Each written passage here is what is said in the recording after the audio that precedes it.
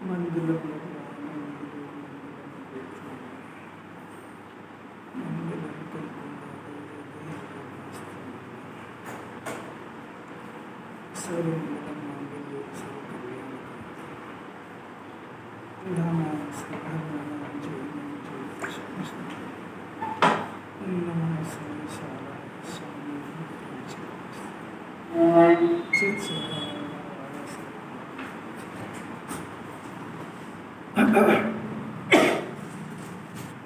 स्वतः सिद्ध वस्तु का स्वभाव वस्तु से प्रतिकूल क्यों होगा? वस्तु का स्वभाव तो वस्तु के अनुकूल ही होता है। आत्मा स्वतः सिद्ध है। यानी आत्मा किसी ने बनाया नहीं है। आत्मा किसी ने बनाया नहीं है। अब बात यह कि उसके अंदर उत्पन्न होने वाला जो भी प्रोडक्शन है वो प्रतिकूल कैसे होगा। इसका अर्थ ये है कि आत्मा राग का करता नहीं है, क्योंकि राग तो प्रतिकूल है। राग प्रतिकूल है ना, तो आत्मा में जो ये वस्तु का स्वभाव, आत्मा का स्वभाव जानना है, तो जानना प्रतिकूल थोड़ी होगा। और आत्मा के अंदर जो रागादि का परिणाम हो रहा है वो तो प्रतिकूल है, वो आत्मा से होता ही नहीं है। तो वस्तु का स्वभाव तो वस्तु के अनुकूल ही होता है। जानना देखना होता आत्मा के अनुसार ही होता है। रागादि तो प्रतिकूल स्वभाव है, प्रतिकूल है, विपरीत है, तभी तो उसका नाश होता है। क्षेत्र में जो स्वभाव है वो आपके अनुकूल ही है।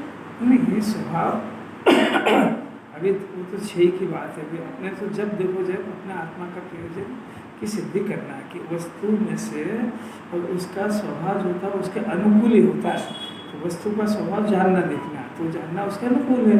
पर अब ये जीव अनादिकाल से वस्तु को नहीं जानने के कारण आपको अपना स्वभाव जान रहा है। तो भाई एक बार देखो तो सही, और आप तो प्रतिकूल है, आत्मा के स्वभाव के अनुकूल थोड़ी हो। अगर अनुकूल होता है तो अनंत भगवान उसके नाश की विधि बात काय को करते हैं उसकी।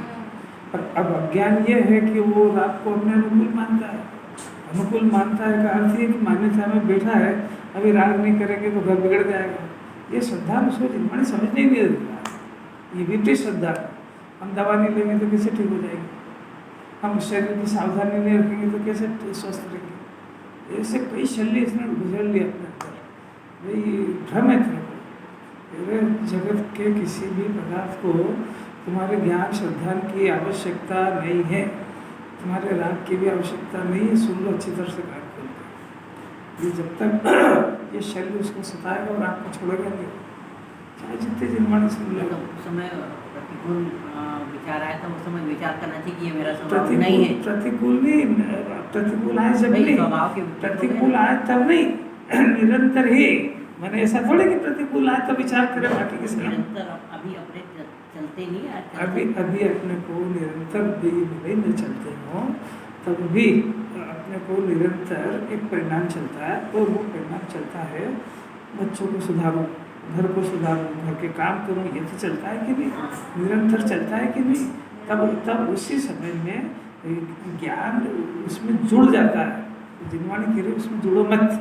आप ये अपने आप को समझाओ कि जिसके पीछे वो समझाने का परिणाम है उसको मेरे ज्ञान और राग की आवश्यकता नहीं है, अपनी जिद्दी छोड़ दो, ये अपने आप को समझाओ।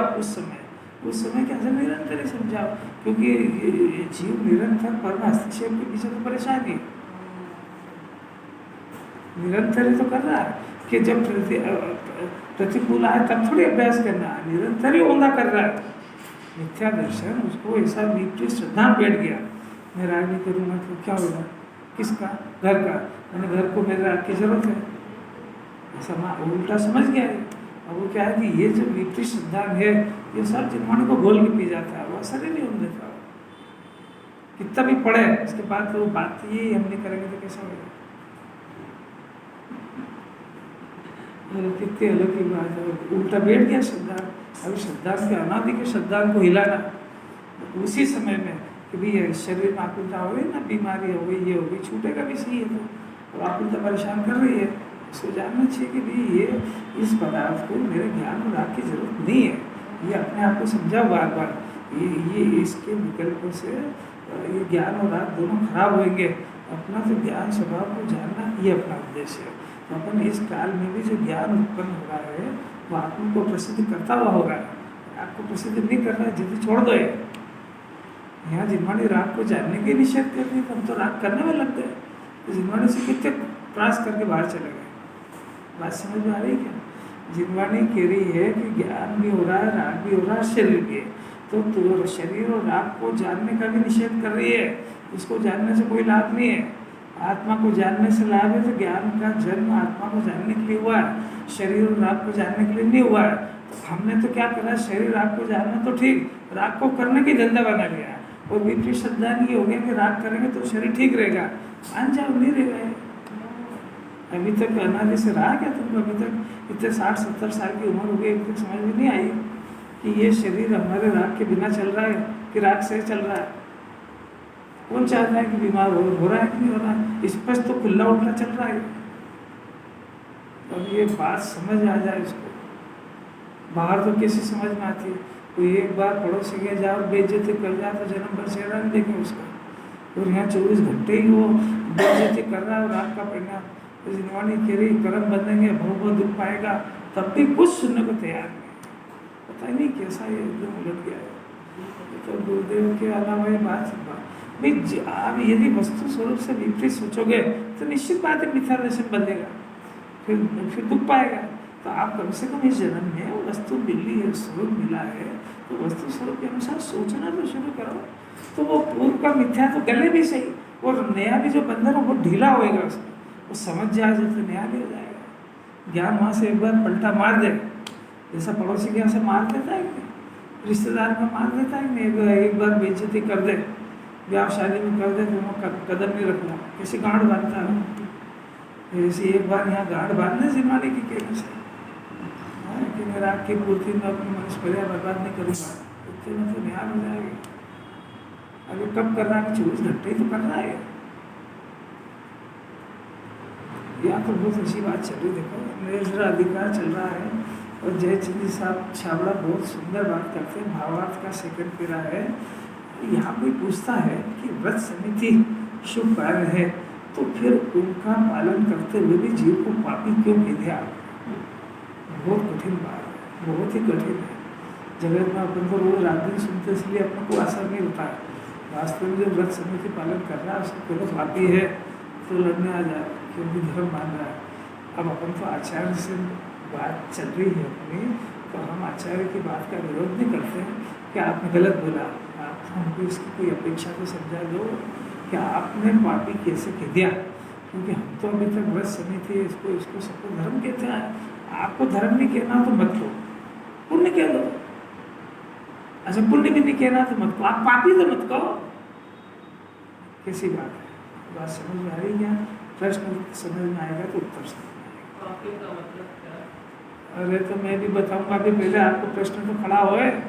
हम आचार्य से पूछ रहे हैं कि आपने देखो देखो देखो पहले सबसे पहले अपन अमृत चंद्राचार्य से मिलते हैं,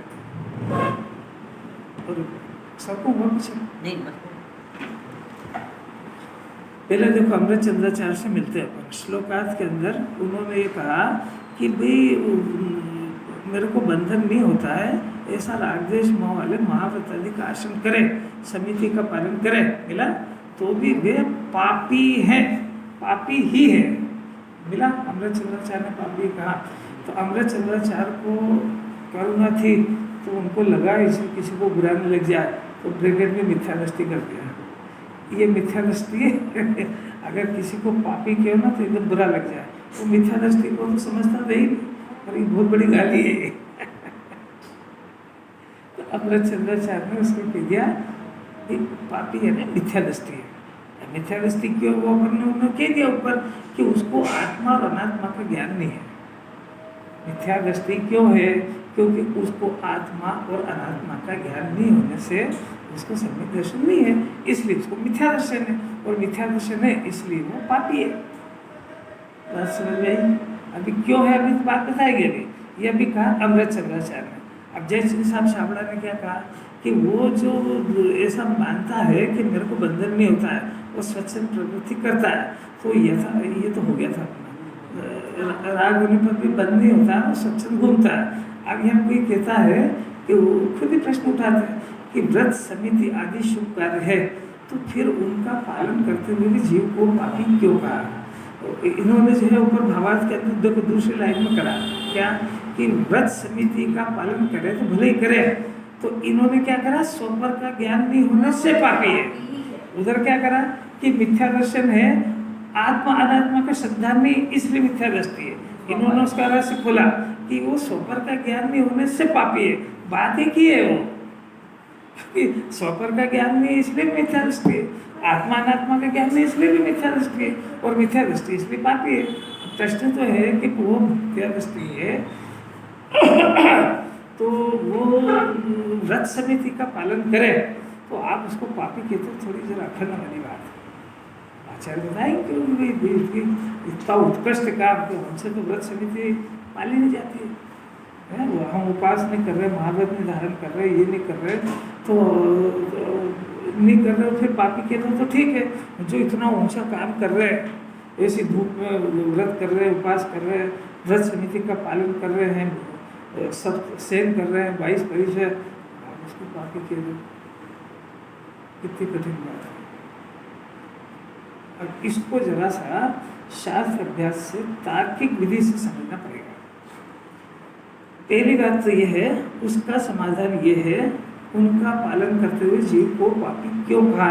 पहले उन्होंने प्रश्न उठाया, अब उसका उत्तर सुनो। उसका समाधान ऐसा है कि सिद्धांत में मिथ्यात्व को ही पाप कहा है, और जब तक मिथ्यात्व रहता है तब तक शुभ और अशुभ सर्व क्रियाओं को अध्यात्म में परमार्थतः पाप ही कहा जाता है।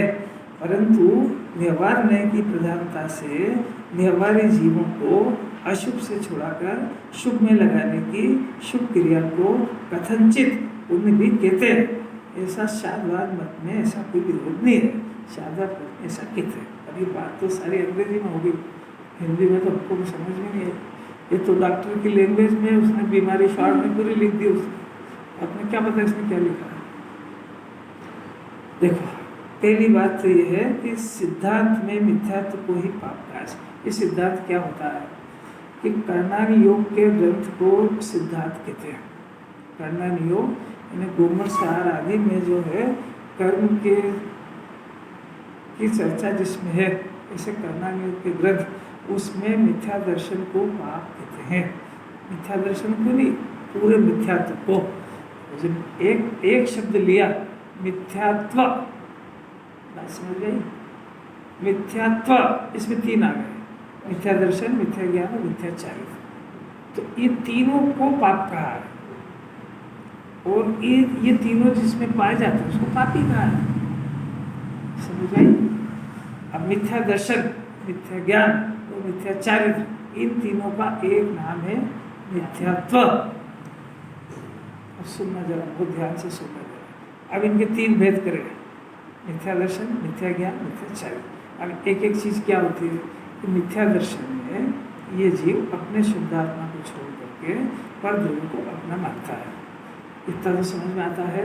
अपन तो मानते हैं कि नहीं मानते? मानते हैं। तो आचार्य कह रहे पापी है, कुछ शर्म आ रही है थोड़ी सी, और आ रही कि नहीं आ रही है? नहीं आ रही। तो पहला तो जो ये काम करता है उसको आचार्य पापी कहते हैं। पाप नंबर 1। पाप नंबर 2 मिथ्या ज्ञान।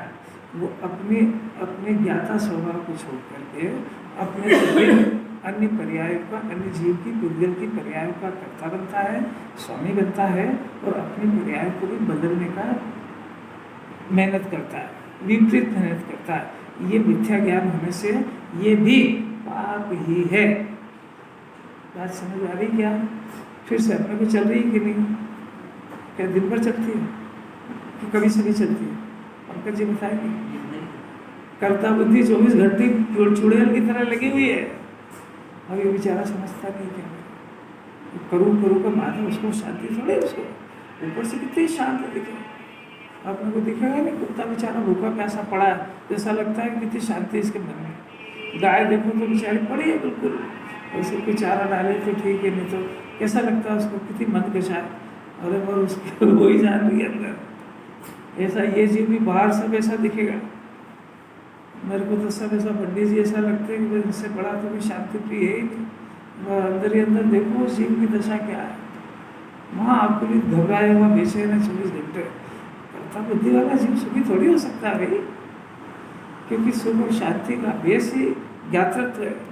वो आया ही नहीं उसके हाथ में, ज्ञाता स्वभाव पकड़ में आया ही नहीं, तो शांति कहाँ से आएगी? तो बेचारा अनुकूलता प्रतिकूलता के चक्कर में अनुकाल बर्बाद कर दिया उसने। प्रतिकूलता हटाओ, अनुकूलता लाओ, इसे पूरा जीवन लगा दिया उसने। तो ना अनुकूलता से दुखी है, ना प्रतिकूलता से दुखी, तो मिथ्या दर्शन से। अब मिथ्या दर्शन को दूर करने का प्रयत्न करे ही नहीं, अनुकूलता प्रतिकूलता में अपनी पूरी ज्ञान को झोंक दिया उसको। यह बात समझ में नहीं आती जीव को कि ये जिन्होंने किस डायरेक्शन में अभ्यास कराती है। तो दो बात हो गई, एक मिथ्या दर्शन की और एक मिथ्या ज्ञान की। यही बातें याद करने के लिए, रखने के लिए भी आचार्य इससे ज़्यादा अपने को बोल नहीं सकते हैं, पापी और मिथ्या दृष्टि। और उसके बाद भी अपने कोई बाहर गाली बक दे तो बुरी लगती है। वो आचार्य ऐसा सब कह रहे तो शर्म भी नहीं आती। आचार्य ने अपने को कह दिया मिथ्या दृष्टि पापी, तो कितनी बड़ी बात कह दी है, मोक्ष मार्ग का अपात्र कह दिया। अभी ठहरो, पहले तीसरी बात सुना रहे हैं, अभी दो ही सुनिए। अभी तीसरा बात है मिथ्या चारित्र, यही तो खास बात है। तो जो रागादि का परिणाम उत्पन्न होता है, ये रागादि का परिणाम, ये रागादि का परिणाम राग ही है। ये राग न शुभ है न शुभ, ये राग चल रहा है ना, ये राग जीव क्यों चल रहा है, इस राग का नाम ही मिथ्या चारित्र है। अब ये तीनों चल रहे हैं ना। अब आपसे पूछते हैं कि भाई मिथ्या दर्शन को पाप अपने पर दर्शन में ले लिया, नहीं का दर्शन में क्या लिया? दर्शन में तो अपने आत्मा को छोड़ करके परद्रव्य को अपना मानना, अज्ञान स्वभाव को छोड़ करके राग को अपना मानना, ये इसको मिथ्या दर्शन का है।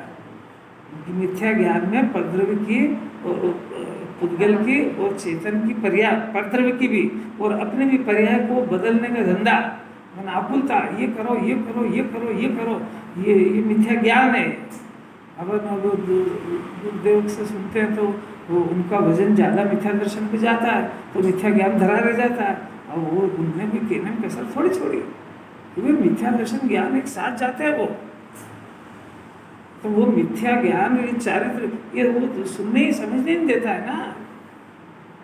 आत्मा की महिमा सुनता है ये बहुत, सुनता है, पर ये प्रश्न खुद भी करता है, इतना सुनता तो वो क्यों नहीं आती, वो कर्ता बुद्धि खा जाती है ना, वो राग की उपाधि बुद्धि खा जाती है, ये मिथ्या चारित्र है। तो अब ये राग उत्पन्न हुआ। अब ये राग के दो भेद हो गए, एक पाप और एक पुण्य। तो कोई राग दो तरह का नहीं होता है, राग तो एक ही तरह का होता है, और वो है मिथ्या चारित्र का भेद। ये थोड़ा सा कठिन है समझ है ना। अब मिथ्या दृष्टि यानी जिसको स्वपर का विवेक नहीं है, ऐसा जीव व्रत समिति का पालन करे। ठीक है, तो व्रत समिति का पालन करे। सिद्धि काय की चल रही है, क्या व्रत समिति को पापी क्यों कह रहा है, उस बात की सिद्धि चल रही है, सब्जेक्ट को छोड़ना मत। तो ये व्रत समिति का जो परिणाम है, ये कौन सी पर्याय है, दर्शन की, ज्ञान की, ये चारित्र की। वेरी गुड, ये चारित्र की पर्याय, व्रत की, समिति की, शुभ भाव जो उतना भी हुआ। तो अब ये चूंकि मिथ्या दर्शन मिथ्या ज्ञान ये दोनों ही पाप है, और इस परिणाम को क्या कहें याद बताओ, बात समझ में आई कि नहीं? भाई मिथ्या दर्शन को पाप कहा, मिथ्या ज्ञान को पाप कहा, तो अब ये चारित्र बच गया। तो अब ये चारित्र ज्ञानी को भी होता है, अज्ञानी को भी होता है। तो ज्ञानी को यदि शुभ भाव है ना, तो ज्ञानी का शुभ भाव है, तो व्यवहार मोक्ष मार्ग है, व्यवहार चारित्र है। किसका? ज्ञानी का। अब अज्ञानी भी व्रत समिति का पालन करता है, तो अज्ञानी जब व्रत समिति का पालन करता है, तो अज्ञान होने से, स्वपर का भेद ज्ञान नहीं होने से, अब वो ज्ञानी का तो पाप भाव भी, पुण्य भाव तो काय में चला गया, व्यवहार चारित्र में। और उसका जो पाप का परिणाम है वो मिथ्या चारित्र है कि सम्यक चारित्र है? पाप की बात कर रहे हो, नहीं आई ना, कई बार ले चुके। वो उसका नाम मिथ्या चारित्र नहीं है, वो अचारित्र है। किसका? सम्यक दृष्टि का पाप का परिणाम, दुकान जाने का परिणाम मिथ्या चारित्र नहीं है, और सम्यक दृष्टि का है। क्योंकि हाँ छूट जाए मतलब सम्यक दर्शन सम्यक ज्ञान के बाद सम्यक चारित्र ही रहता है, परंतु वो पाप के परिणाम को हम सम्यक चारित्र नहीं कह सकते, क्योंकि वो निश्चय चारित्र के अनुकूल परिणाम नहीं है, तो वो सम्यक चारित्र नहीं है।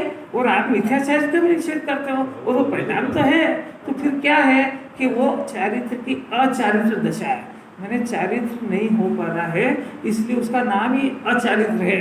अब जरा ये किसके लिए हुआ?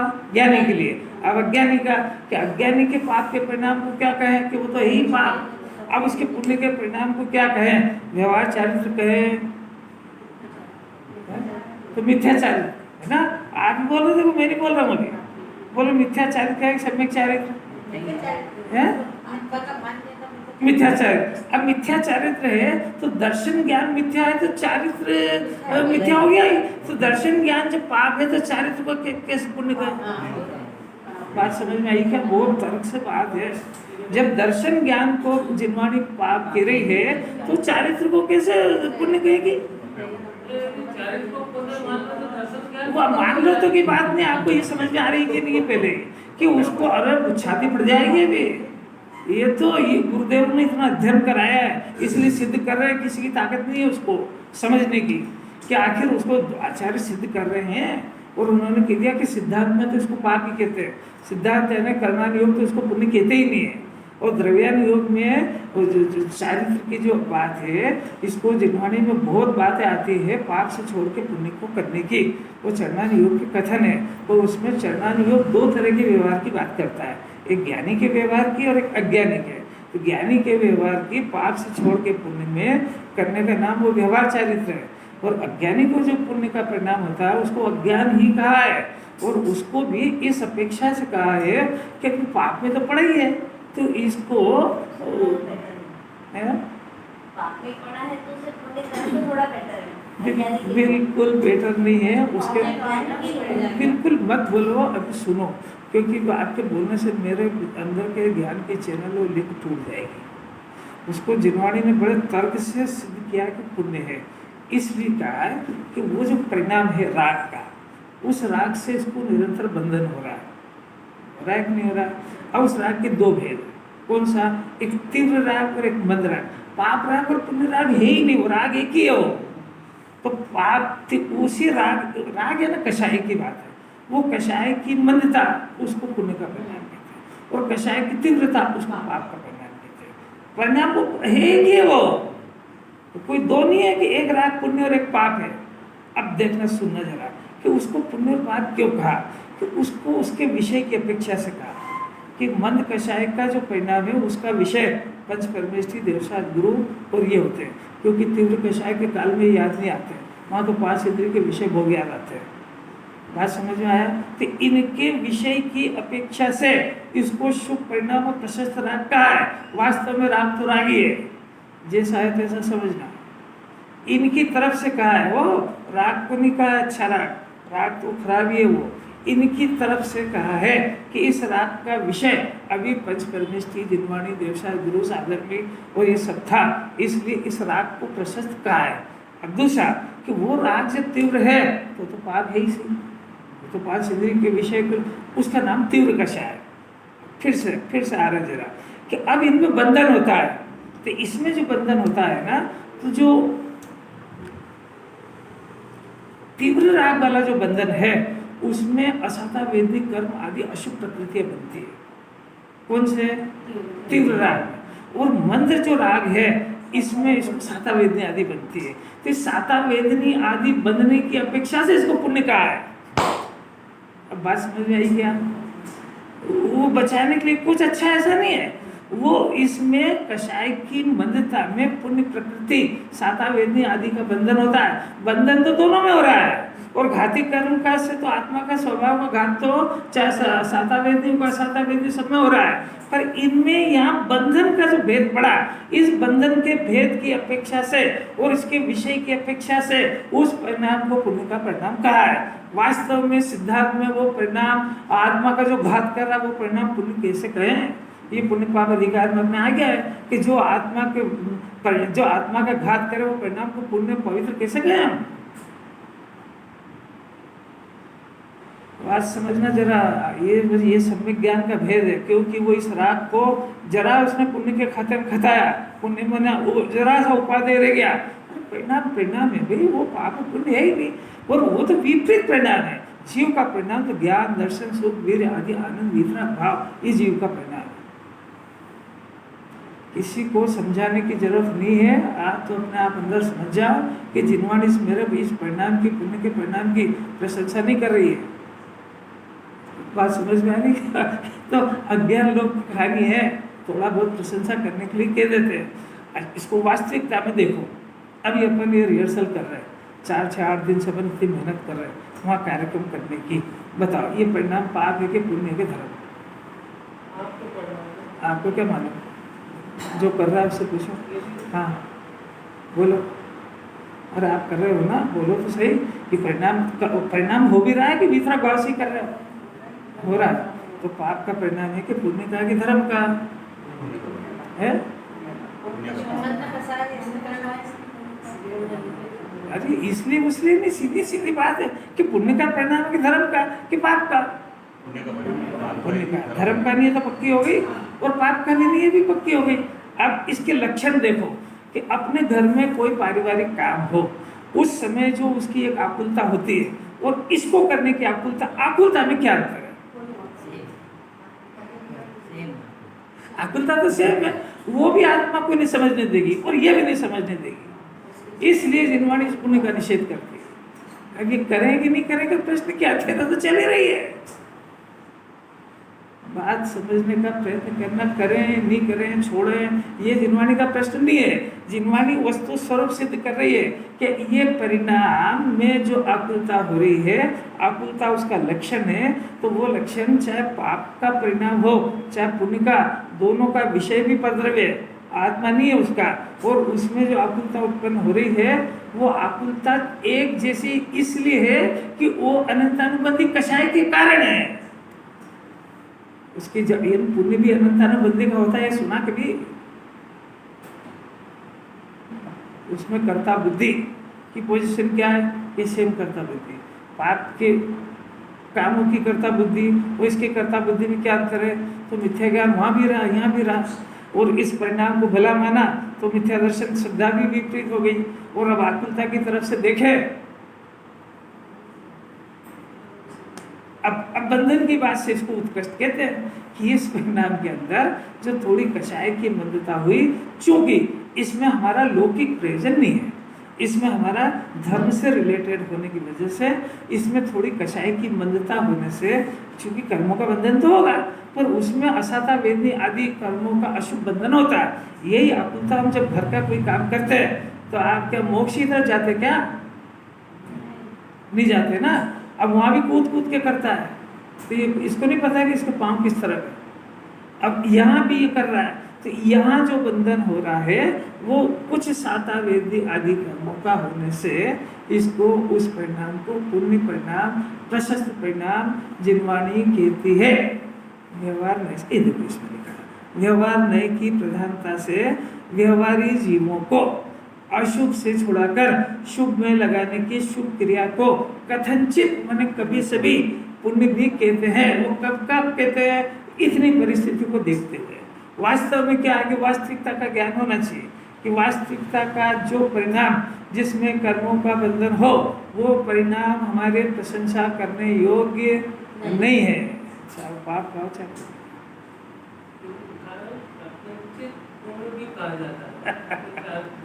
यदि उत्तर दर्शन में भी इस अवस्था तक पहुंचे तो अब भी हाल बताया, फिर से ध्यान से सुन लो, कोई बात नहीं, वो सूक्ष्म बात है, फिर से सुन लो कि मुनिराज बनते हैं ना, मुनिराज, तो मुनिराज का स्वरूप बताने की प्रथमान योग की पद्धति ये है कि उनको प्रथमान योग की पद्धति से कि उनको इसकी परिणाम से कोई लेना देना नहीं, उसको तो मुनि वेश है, बस उन्हें नग्न है और इच्छी कमंडल है, बस वो दिगंबर जीवी के मुनिराज है। ये पद्धति किसकी है? प्रथमान योग। वो ये नहीं देखेगा इनके परिणाम वगैरह क्या है, वहाँ तो बिल्कुल नग्न है। चूंकि अन्यमति के देव इच्छी कमंडल और नग्न नहीं रहते हैं तो उनको अपन मुनि नहीं कहते हैं और इनको मुनिराज कहते हैं। पर ये समझाने की पद्धति कौन से योग से है? प्रथमान योग से। अब दूसरी बात, चरणारी योग से दिगंबर मुनिराज का स्वरूप क्या है? कि चरणारी योग से आचरण देखा जाता है। तो जो 28 मूल गुण का, निरतिचार शब्द नहीं वापर रहे, ध्यान से सुनना, एक एक 28 मूल गुण का पालन करें और बाहरी वेश जैसा मुनिराज का होता है, पिछी हो, कमंडल हो, ये जिन्हें भगवान के पास ही जाए, ये चरणारी योग के मुनिराज होते हैं। अभी अंतरंग बहिरंग की बात नहीं कर रहे, सिर्फ बाहर की क्रिया का पालन करें। 28 मूल गुण आदि का व्रत समिति का जो चरणारी योग में लिखा है, ये इसका पालन करें, उसको चरणारी योग के मुनिराज कहते हैं। बात समझ में आई क्या? अब तीसरी बात, ये खतरनाक है, द्रव्यान योग के मुनिराज को होते हैं।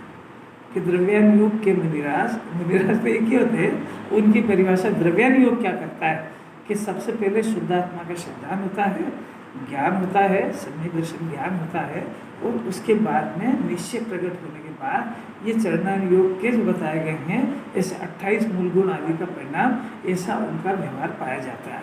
यानी निश्चय पूर्वक व्यवहार पाया जाता है। तो उसमें जितनी तीन कषाय का अभाव है, एक कषाय का सद्भाव है। तो एक कषाय के सद्भाव में जो 28 मूल गुण आदि पालने का परिणाम है, उसको व्यवहार चारित्र कहते हैं। वो जो तीन कषाय का अभाव है, उसको निश्चय चारित्र कहते हैं। ऐसी अंतरंग बहिरंग दशा का नाम मुनि दशा है। ये कौन सा योग सिद्ध करेगा? है ना। अब कर्णानि योग क्या कहता है? कर्णानि योग कहता है कि जो शुभोपयोग में है वो मुनिराज ही नहीं है। सीधा 7 में से ऊपर हम तो उसी को मुनिराज मानते हैं। शुद्धोपयोग में हो, हम बहुत ज़्यादा करोगे तो अबुद्धिपूर्वक के राग को स्वीकार कर लेंगे, पर बुद्धिपूर्वक के राग को कर्णानि योग मुनिराज नहीं कहता है। नहीं कहता मैंने नहीं, ऐसा नहीं है, उनकी पद्धति है कि वहाँ जब थोड़ा बहुत भी राग आदि का परिणाम है तो आत्मा के अंदर इतनी अशुद्धि है तो कर्णानि योग तो कांटे के समान है बिल्कुल। तो अब कर्णानि योग, अब प्रश्न है कि अपन ने कौन से मुनिराज है? चरणानि योग वाले के, द्रव्यान योग वाले के, कर्णानि योग के? अपने को किसकी श्रद्धा करे? क्यों? तो कर्णानि योग वाले नहीं, सभी क्योंकि एक एक योग में मुनिराज का ही स्वरूप है। वो सरल पद्धति है उसकी। इसके बाद ये वस्तु स्वरूप है, और ये तो और ऊंचा काटा तोल है, बंधन है जब तक है। और आगादी के परिणाम जितना भी है उसको देखो। अब ये द्रव्यान योग की पद्धति क्या कि तीन कषाय का राग होने पर भी ये द्रव्यान योग में कह रहे हैं उसको बंध होता ही नहीं, सकते बंधन भी नहीं होता जो भोग से निष्ठा होती है। कर्णानि योग मुनिराज के राग को भी एक्सेप्ट नहीं कर रहा है। बात समझ में आ रही? क्योंकि वो विपरीत जाति का परिणाम तो आत्मा में चल रहा है ना। तभी बीच में बहुत सारा विवाद हुआ था, आप लोग तो उसमें नहीं पढ़े थे कि वो शुद्धोपयोग 7वें गुण स्थान से होता है, ऐसी चली थी बात अभी आज से 15-20 साल पहले कि शुद्धोपयोग तो 7वें से ही शुरू होता है। इसका अर्थ है छोटे 5वें 6वें में शुद्धोपयोग होते ही नहीं होता है। तो बहुत सारे विद्वान लोग थोड़ी मान लेते कोई सब शुद्धोपयोग हुए बगैर तो सम्यक दृष्टि नहीं होता है। तो इसका अर्थ है कि शुद्धोपयोग नहीं होता, सारे तुम्हारे मुँह से झूठा हो गया कि मिथ्या दृष्टि हो। और वो छोड़ो, वो प्रकरण नहीं है। नहीं, बात समझ में नहीं आई क्या? जब शुद्धोपयोग होते ही नहीं है तो सारे के सारे शुद्धोपयोग के बिना मिथ्या दृष्टि हो गए। तो तुमने अपने मुँह से कह दिया ना कि मिथ्या दृष्टि है, तो मिथ्या दृष्टि मुनि होते ही नहीं, वो प्रथमानि योग वाले मुनि में आ जाएंगे। वो तो फिर खैर गुरुदेव ने बहुत खंडन किया हो। ये बहुत सारे विद्वान जो शास्त्र पाठी है वो थोड़ी कोई सी भी बात से सहमत हो जाएगा। अपना तो कहना ये है कि चारों अनुयोगों में मुनिराज का स्वरूप बताया है। तो अपने को कौन से अनुयोग वाले मुनिराज प्रिय हैं? चारों वाले होना चाहिए। चारों में वस्तु स्वरूप भी बताया है। ये बात कहाँ से आई? ये बात उस प्रश्न से आई। कौन से प्रश्न से? क्या प्रश्न करा था?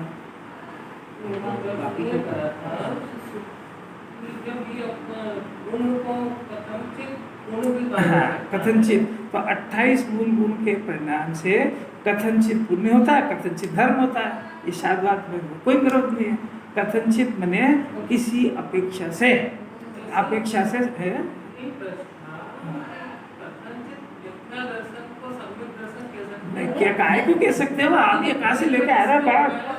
जो जिनवाणी में लिखा है उसके अलावा तो अपने मन से नहीं कहना है हम ऐसा कह सकते हैं वैसा कह सकते हैं, कहीं नहीं लिखा हुआ है, कहीं नहीं लिखा हुआ है। कथनचित ने या तो 100% आत्मा को अपना मानेगा, 100% राग को शरीर को अपना मानेगा। कथनचित मिथ्या दृष्टि, कथनचित सम्यक दृष्टि नहीं होता है। श्रद्धा तो 100% ही श्रद्धा 100% ही होती है। कथनचित ये पुण्य में लगाया भाई, देखो पढ़ो फिर से पढ़ो जरा उसको। व्यवहार नहीं की प्रधानता से, पहली बात तो सिद्धांत में मिथ्यात्व को ही पाप कहा है। सिद्धांत यानी कर्णन योग में मिथ्या दर्शन को ही पाप कहा है। मिथ्यात्व पूरा आ गया उसमें ना।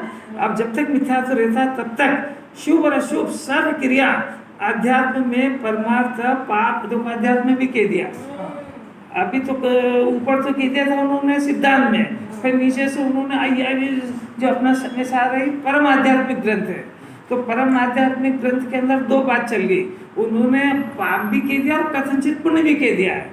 उधर कर्णन योग में तो सीधा सिद्धांत में उसको पाप ही कहा था और उसकी परिभाषा दी थी कि जो परिणाम इसके स्वरूप की इच्छा करे उसको हम पुण्य कैसे कहें, कि वो भले पूजा पाठ कर रहा है पर उस पूजा पाठ कर रहा है, व्रत तप कर रहा है, 28 मूल पालन कर रहा है, निरतिचार पालन कर रहा है, उस समय भी घाती कर्म तो वैसे के वैसे ही बन रहे हैं। 4 घाती कर्म अघाती कर्मों में अंतर पड़ रहा है, तो जिस परिणाम से आत्मा का घात हो रहा है हम उस परिणाम को पुण्य कैसे कहें? आचार्य खुद पूछते हैं जो परिणाम आत्मा का घात करे उसका नाम पाप है, ये परिभाषा पाप पुण्य के परिणाम। जो परिणाम अपने आत्मा से पतित करा है उसका नाम पाप है, तो पुण्य के परिणाम आत्मा में ले जाता है कि आत्मा से बाहर ले जाता है? आपके कार्यक्रम के परिणाम को पाप मैं नहीं कह रहा हूँ, सब समझने की बात है। जैसा है तैसा समझना, प्रोत्साहन के लिए, पाप से बचाने के लिए प्रेरणा वगैरह वगैरह सब मौजूद, सब होती है जिनागम में, पर यथार्थ वस्तु स्वरूप को नहीं भूलना चाहिए। आप कहीं भी जाओ, बहुत क्लोज रिश्तेदार के जाओ, चाहे अपने दूर के जाओ, अपना घर नहीं भूला जाता है कि जल्दी से अपने को अपने घर चलना है। ऐसा वस्तु स्वरूप का यथार्थ ज्ञान करके आप चाहे जिस व्यवहार में रहो, जिनवाणी को रखना ही है क्योंकि निश्चय नहीं रह रहा है तो व्यवहार में रहेगी इसी। अब व्यवहार उसकी भूमिका के अनुसार रहे। भूमिका का अर्थ क्या? कि कपड़ा पहनना ही भूमिका नहीं, गुण स्थान के अनुसार अपना जो गुण स्थान हो उसका नाम भूमिका है। अब देखो, अब शुभाशुभ सर्व क्रिया को अध्यात्म में परमार्थ पाप ही कहा जाता है, परंतु इसी परमार्थ ग्रंथ के अंदर व्यवहार नहीं की प्रधानता से आगे बात व्यवहारी जीवों को, अब व्यवहारी जीवों को दोनों को कौन से सम्यक दर्शन सहित और सम्यक दर्शन के बिना हर जीव को, क्योंकि आचार्य तो करना सागर है ना, तो उनको सम्यक दृष्टि के ऊपर भी करना है और मिथ्या दृष्टि के ऊपर भी है, तो उसको पाप से बचा करके अशुभ छोड़ा करके शुभ में लगाने की शुभ क्रिया को कथनचित पुण्य भी कहते हैं। और ऐसा कहने में शादवाद में कोई विरोध नहीं है। यानी आप वो पूजा पाठ कर रहा है तो आप जरा तमीज रखो, उसको पापी कहने की जरूरत नहीं है, उसको पुण्य कहो, क्योंकि जिनवाणी में कहने की पद्धति है। तो यदि आप कर रहे हो तो उसको जानो कि मैं धर्म नहीं कर रहा हूँ और ये परिणाम को छोड़ के वितरक भाव करना है, और दूसरे को ये उपदेश देने की जरूरत नहीं है। बात समझ में आई क्या? नहीं तो उसको भाषण दे, क्या हुआ इतना पुण्य करा तो कौन सा धर्म हो गया इसमें, आत्मा का तो कुछ करा ही नहीं, तो तू इतने ही करके बता दे, क्योंकि उसको तो कोई ढंग तो है नहीं बोलने के, अकल ही नहीं बिल्कुल।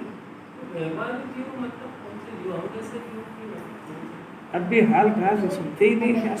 व्यवहारी जीव मने जिसको जिनवाणी के अंदर प्रवेश करना है और उसकी कषाय की मंदता को देखे, थोड़ी पात्रता देखे, उसको कभी मंदिर आने का परिणाम हो तो फिर उसको घर में रहेगा तो उसको कहेंगे कि यहाँ दिन भर क्या पाप में लगा रहता है, कभी सभी जरा स्वाध्याय में चला कर वहाँ पूजा पाठ कर, तो पूजा पाठ कर, तो उसको उस पाप को छोड़ा करके यहाँ लगाने की प्रेरणा दी जाती है। अब फिर ये यही करने लगा, यदि इसमें लगा इसमें कोई फायदा नहीं है, इसको छोड़, जरा ये ग्रंथ पढ़ और इसमें आत्मा का स्वरूप बनाना, आत्मा का स्वरूप समझ, इसमें लाभ होएगा। तो अब ये वो जिस स्टेज पे है उस स्टेज से हटाकर उसको ऊंची जगह लाने का उपदेश जिनवाणी में दिया गया है। इसका नाम व्यवहारी जीव। और फिर जहाँ अटका है आचार वहीं पे वार करते हैं।